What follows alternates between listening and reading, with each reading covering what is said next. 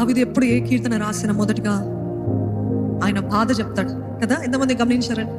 మొదటిగా దేవా నా స్థితి చూడయ్యా, నా స్థితి ఇంత దౌర్జన్యంగా ఉంది ప్రభా, ఎంత చండాలమైన స్థితిలో ఉంది ప్రభా, ఎంత నీచంగా నన్ను శత్రువులు హింసిస్తున్నారు, ఎంత నీచంగా నన్ను తరుముతున్నారు ప్రభా నా శత్రువులు, నా జీవితం ఏంటి ప్రభా ఎండిన స్థితిలో ఉంది. మొదటికి ఇలానే కంప్లైంట్తో స్టార్ట్ చేస్తాడు, లేకపోతే ఆయన బాధ ఏదో చెప్పుకుంటాడు.